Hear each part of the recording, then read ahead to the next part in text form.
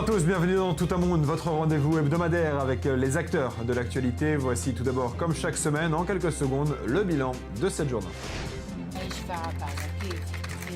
Un arabe israélien otage de l'État islamique a été exécuté par un enfant. Dans la vidéo, le demi-frère de Mohamed Merah accusait l'homme d'être un espion du Mossad. 2 hélicoptères engagés dans le tournage d'une émission de télé-réalité de TF1 se sont crashés en Argentine, provoquant la mort de 10 personnes, dont 8 Français, parmi eux 3 sportifs de renom. 4e anniversaire du début de la guerre civile en Syrie. Au total, 210 060 personnes ont été tuées, parmi lesquelles 65 146 civils, dont 10 664 enfants. À quelques heures du scrutin en Israël, la tension est à son comble. Nul ne peut dire encore qui sera élu Premier ministre. La Grèce veut convaincre les créanciers au sein de son pays comme au sein de l'Union européenne du bien fondé de son programme de réforme afin d'accélérer le versement de ses aides.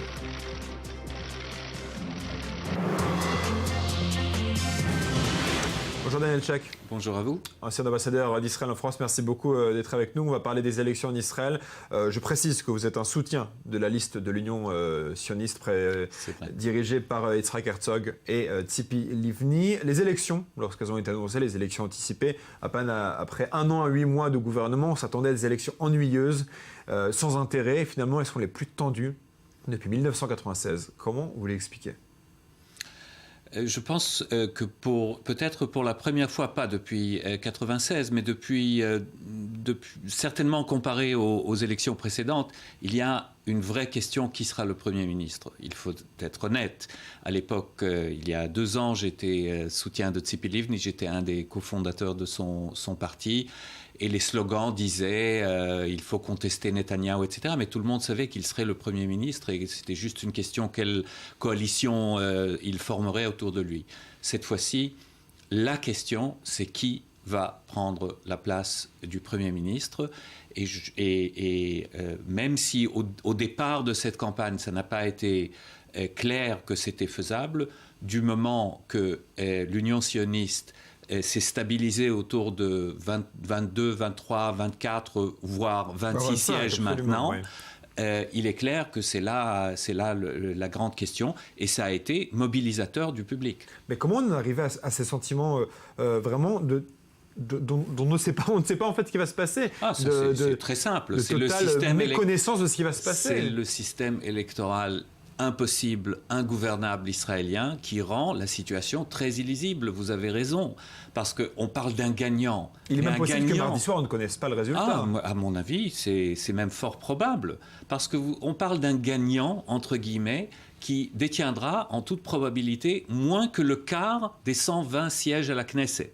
Et c'est donc autour de ce petit quart, 25, 26, 27 sièges, qu'il faut construire une coalition stable et, si possible, cohérente. Ce n'est vraiment pas un jeu d'enfant. Voire peut-être même moins si Netanyahou parvient à se maintenir Premier ministre avec encore moins de sièges que 25, même s'il arrive deuxième. Qu'est-ce que vous retiendrez de cette campagne ?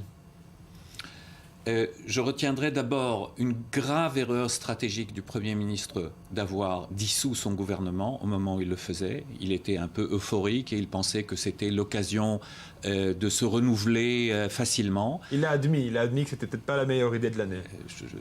Qu'il l'ait admis, ça ne rend pas moins grave l'erreur et il risque de la payer. Je ne vous cacherai pas que je pense, pour ma part, qu'après 6 ans de gouvernement, il n'est pas étonnant qu'il y ait une volonté d'alternance, une usure du pouvoir. Et je pense qu'on le ressent dans de vastes parties de l'opinion israélienne, que ce soit de droite ou de gauche. Je crois qu'il y a une sorte de lassitude du statu quo. Il pourrait payer la dissolution de la Knesset comme Chirac a payé la dissolution de l'Assemblée nationale en son temps, même si la situation était très différente. Nous aimons bien les comparaisons. Avec la France notamment, oui. Nous aimons bien. Seulement, Israël aujourd'hui ressemble plus à la 4e République en France qu'à la 5e. C'est bien vrai. Vous venez de dire la principale erreur de la droite, du Premier ministre. Et quelle était, selon vous, la plus grande erreur de la gauche, qui n'est pas à 40 sièges dans les sondages, elle est à 25 ? Non, mais ce n'est pas, malheureusement, je peux dire, ce n'est pas à cause d'une faute tactique. Je crois que c'est une réalité. Le bloc de gauche a été effrité pendant les dernières décennies.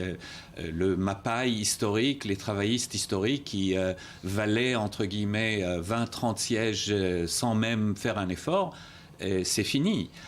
Aujourd'hui, la grande histoire des élections en Israël, les grands enjeux sont au centre, sont avec des partis qui sont non idéologiques, qui tournent autour d'une personnalité.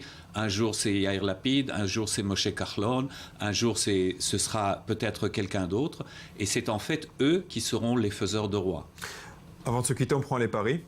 Vous n'avez pas voulu jusqu'à présent dire votre estimation des résultats. Je pense que Bougie Herzog sera... non, je vais dire différemment. Je crois que l'Union sioniste va arriver en premier avec un écart considérable et je pense que le président va donner à Yitzhak Herzog la main, le mandat pour former un gouvernement. Mais une chose est certaine, le premier qui aura la main sera Premier ministre. Résultat mardi soir ou peut-être après selon les résultats, l'écart entre les résultats. Merci beaucoup Daniel Shak d'avoir été avec nous.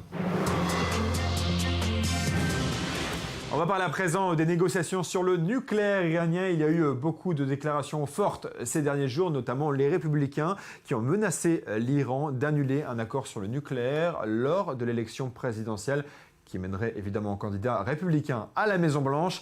Avec nous, pour en parler, Lawrence Norman, correspondant du Wall Street Journal à Bruxelles pour la politique étrangère et qui couvre les négociations. Bonjour. Hi. Alors l'Iran a répondu avec beaucoup de véhémence à la lettre des républicains. Est-ce que vous pensez que cet épisode pourrait avoir une incidence sur les négociations ? Well, I think we would have been surprised if the Iranians did not take this opportunity to say how upset they were. Eh bien, je pense qu'on aurait tous été très surpris si les Iraniens n'avaient pas saisi l'opportunité pour exprimer leur mécontentement, pour dire qu'ils ne font pas confiance aux négociateurs américains. Je pense que les Iraniens ont l'habitude de jouer ce jeu-là pour leur propre public. La vraie question est de savoir si cela pose vraiment une menace sérieuse. Il faut dire que cette lettre a été signée par 47 sénateurs républicains. Ils sont bien sûr importants, ils font partie du processus, mais ils n'ont pas le droit de veto sur ces négociations. Ils n'auront sûrement pas le veto sur l'accord. Il est très clair à Washington, à Téhéran et partout ailleurs que les républicains ne sont pas en faveur de ces discussions. Je ne pense pas que cela change quelque chose, mais cela pourrait faire des complications. Alors les démocrates, de leur côté, ont vivement condamné la lettre de leurs collègues républicains. Est-ce que ça veut dire que la question iranienne est devenue une question partisane aux États-Unis ? Well, I think we need to be careful. I mean, there are democratic. Je pense que nous devons être prudents. Il y a beaucoup de sénateurs et membres du Congrès démocrate qui ont exprimé des opinions que l'administration Obama n'aime pas forcément. Les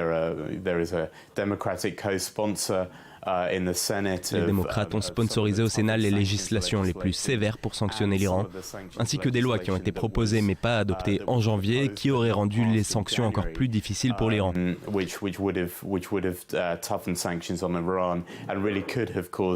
A problem with the diplomacy. I don't think there is a clear division here between Democrats and Republicans.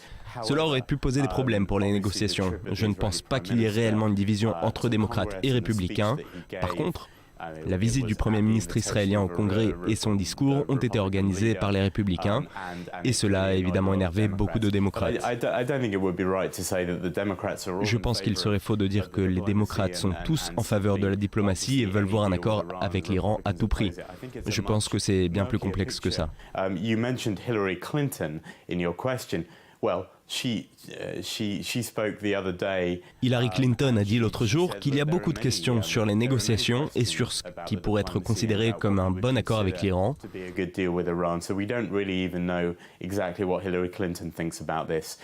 Donc on ne peut même pas vraiment savoir ce qu'Hillary Clinton pense de cela.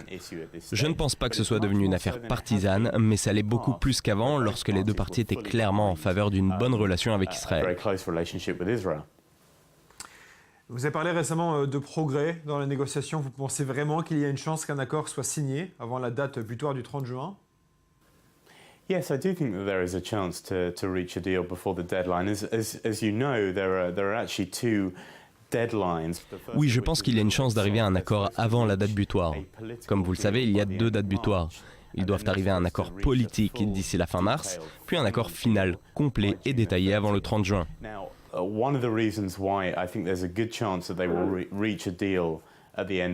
L'une des raisons pour lesquelles je pense qu'il y a une grande chance d'arriver à un accord d'ici la fin du mois de mars est que personne ne sait vraiment ce que signifie un accord politique. Est-ce que ça veut dire que l'on est d'accord sur quelques principes de base ? Est-ce que ça veut dire qu'on obtient 90% de ce que sera l'accord final ? Ça n'a jamais été clairement expliqué et ça risque de ne jamais être publié non plus. Donc je pense qu'il est très possible qu'ils pourront dire « Nous sommes arrivés à un accord cadre et maintenant nous allons travailler pendant 3 mois pour créer un document détaillé. » Mais on n'aura jamais vraiment su sur quoi ils se seront mis d'accord. Le véritable enjeu, c'est le 30 juin. Arriveront-ils à un accord d'ici là ? Arriveront-ils à se mettre d'accord sur les questions très complexes qui demeurent dans ces négociations ? Ce n'est pas clair. Mais une chose est sûre, au cours des 12 ans depuis le début de ces discussions, nous n'avions jamais été aussi proches de ce moment. Merci beaucoup d'avoir été avec nous. Avec plaisir. On va terminer cette émission avec l'Afrique. On parle souvent de la situation de Boko Haram et du Nigeria, mais on a du mal à comprendre de quoi il s'agit et surtout quelle est l'ampleur de la menace. Alors avec nous pour tenter d'y voir clair depuis le Nigeria, la blogueuse et journaliste Chika Odua. Chika, merci d'être avec nous. Merci, c'est un plaisir d'être là. Alors Boko Haram a prêté serment à l'État islamique. Quelle va être la prochaine étape pour le groupe terroriste ?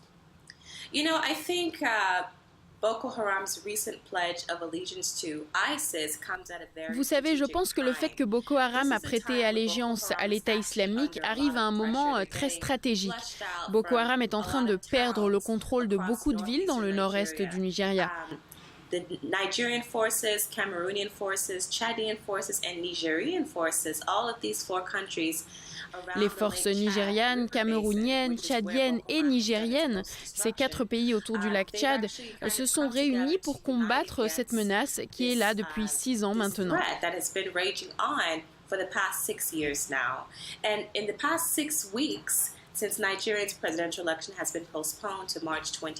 Au cours des 6 dernières semaines, depuis que les élections présidentielles au Nigeria ont été repoussées au 28 mars, il y a eu beaucoup de réussites militaires dans le combat contre le terrorisme qui fait rage dans le nord-est du pays.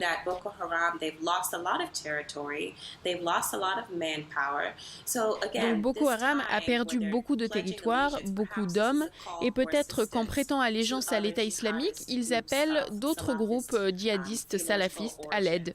Je pense que c'est pour cela que l'on entend ça maintenant. Et concrètement, à quoi ressemble le quotidien au Nigeria ?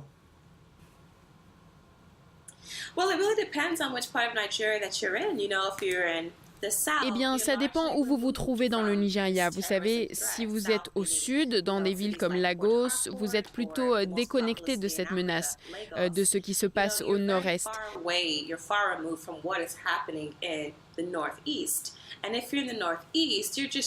Par contre, si vous êtes dans le nord-est, vous essayez de survivre, de vous assurer que vous n'êtes pas au mauvais endroit au mauvais moment.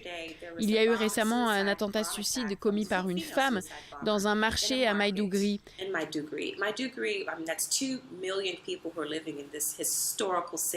C'est une ville de 2 millions d'habitants et qui a beaucoup d'histoire. Beaucoup d'experts disent que Boko Haram essaye de faire de Maiduguri la capitale de leur califat islamique. La semaine dernière, il y a eu au moins 5 attaques suicides à Maiduguri. C'est une réalité pour les habitants du nord du Nigeria. Ils ne savent pas s'ils seront au mauvais endroit, au mauvais moment. Et du côté du gouvernement, on réagit comment ?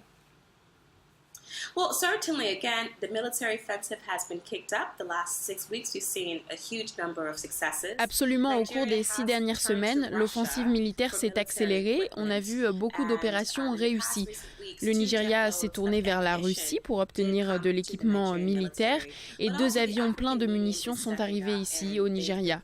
L'Union africaine aussi prend de l'initiative. Elle a proposé un plan d'action qui inclut les 4 pays que j'ai mentionnés tout à l'heure, ainsi que le Bénin, dans le but de repousser les militants.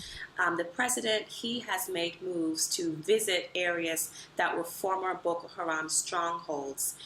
président a également visité plusieurs zones qui étaient des zones contrôlées par Boko Haram avant. C'est très surprenant parce que le président voyage très rarement dans le nord du pays. Évidemment, il y a des intérêts politiques là-dedans, puisque comme vous le savez, on est à quelques semaines de l'élection présidentielle. Le président a promis de repousser Boko Haram en 6 semaines, alors que ça fait 6 ans que le pays en souffre.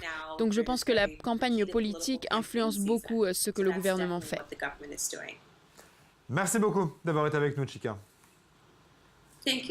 Merci beaucoup. C'était le monde de cette semaine tel que nous l'avons vu. Rendez-vous dimanche prochain avec le résultat des élections. Bonne semaine à tous.